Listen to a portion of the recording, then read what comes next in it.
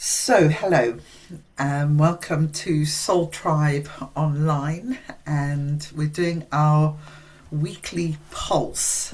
So, the weekly pulse is the gene key where the sun is transiting, so it's like aligned to the zodiac. And today it's the sixth day of transit of gene key 52. So we would say this is gene key 52, line 6 day.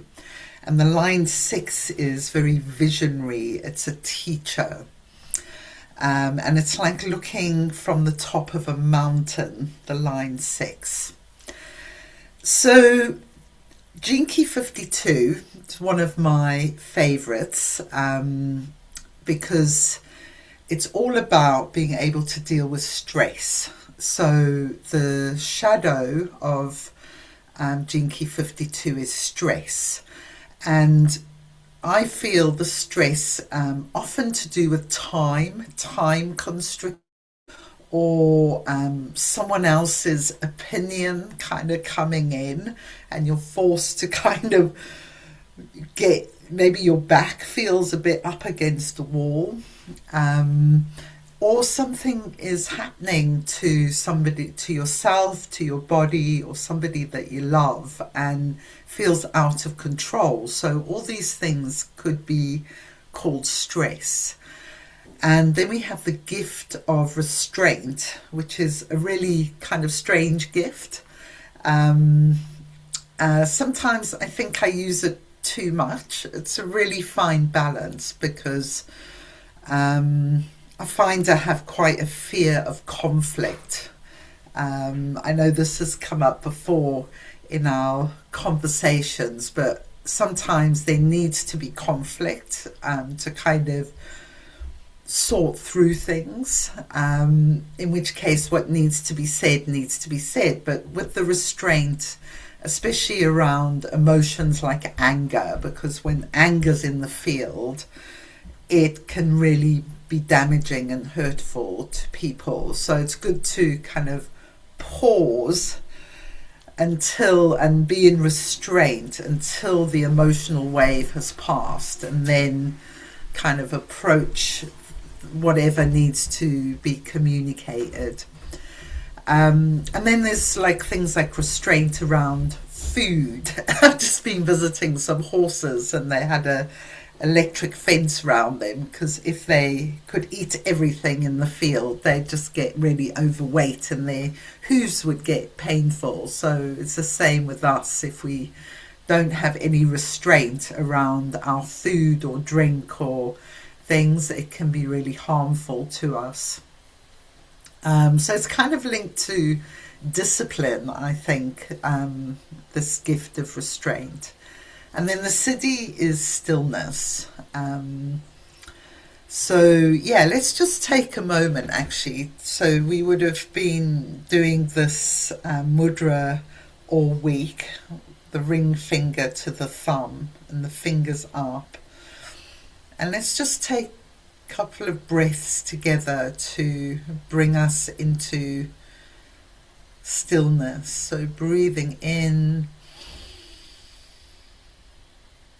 and out.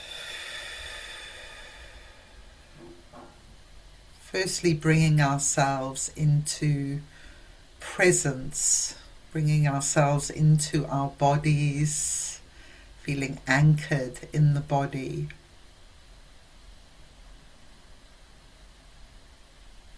On the next breath, feeling our connection together in different places geographically, but we're fractally linked together.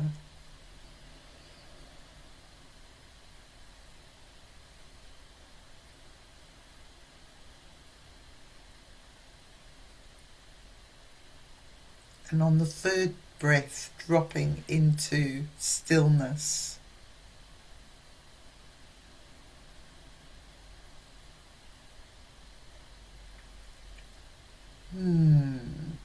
So we can keep holding this while I'm talking. So one of the things I love about Gene Key 52 is in the I Ching hexagrams, it's mountain over mountain. So just take a moment to feel like the strength of that. So that means the hexagram on the bottom is mountain and on the top. And we're in the mountain hexagram season at the moment. It started with Gene Key 15, the last Gene Key, and we'll go for 8 weeks where the hexagram at the bottom will always be mountain. So we'll go through water over mountain, lake over mountain, heaven over mountain, fire over mountain. And so this is a really good time of year to change our relationship to time. That's what it feels like mountain energy does. Like when we climb a mountain or we walk in the mountains, just have a real sensation of spaciousness and perspective. That's what mountains give us, I feel, perspective.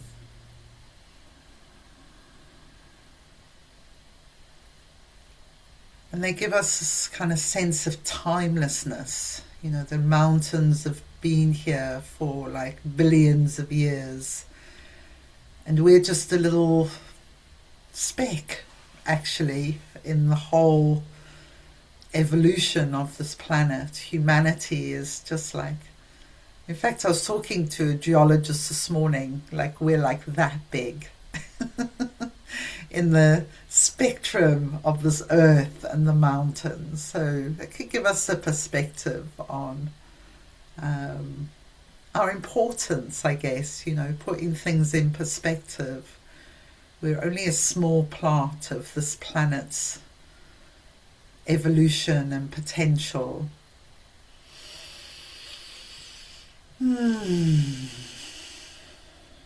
So let's just take another couple of breaths together and enjoy the feeling of stillness.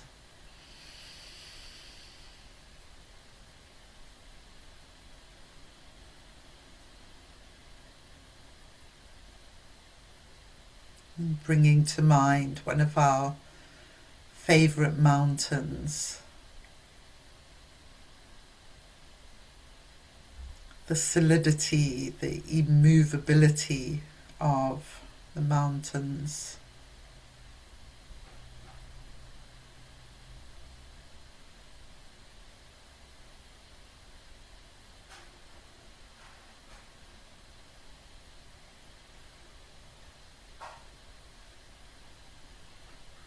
And that as we meet stress in our lives, for whatever reason that stress comes, that this kind of tuning in to the mountain energy can really help to just allow that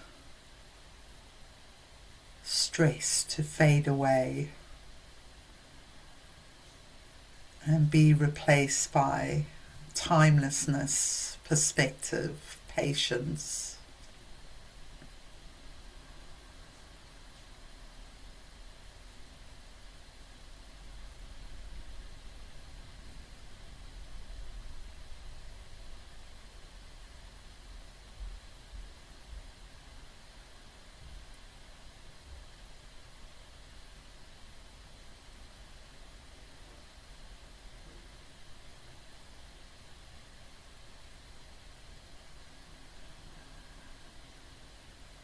Comes to mind as well how many spiritual masters receive their teachings at the top of mountains, a place that is close to heaven, heaven and earth. It's like a liminal place where the mountains meet the sky, where the veils are thin.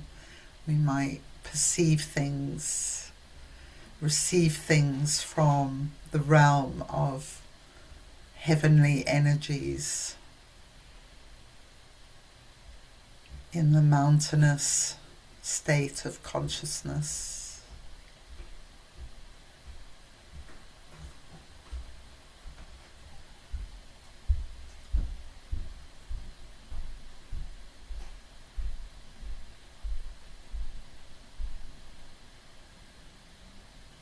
Let's just have a few breaths, opening our neural pathways, our body to receive these heavenly energies in our mountain consciousness today.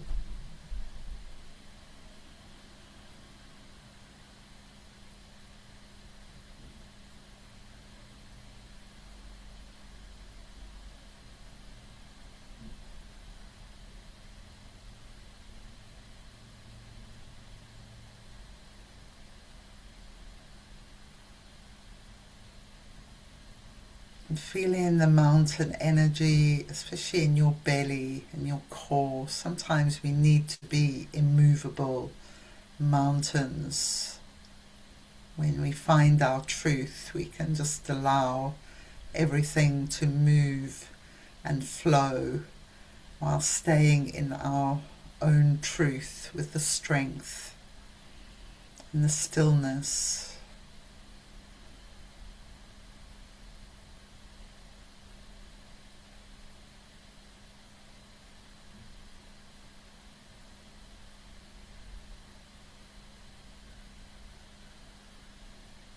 I'm going to finish with this prayer today, comes to mind. It's a prayer of Saint Teresa of Avila. Let nothing disturb you, let nothing distress you. While all things fade away, God is unchanging. Be patient, for with God in your heart, nothing is lacking. God is enough. Be patient, for with God in your heart, nothing is lacking. God is enough. So with a final breath in, releasing the mudra, bring your hands to your knees. It's coming really back into embodiment, anchoring, stepping out into your day with the strength of mountain over mountain and the vision from the top of the mountain too.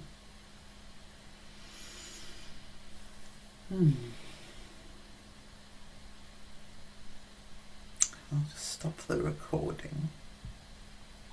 Are we not doing the prayer? Would you like to do the prayer?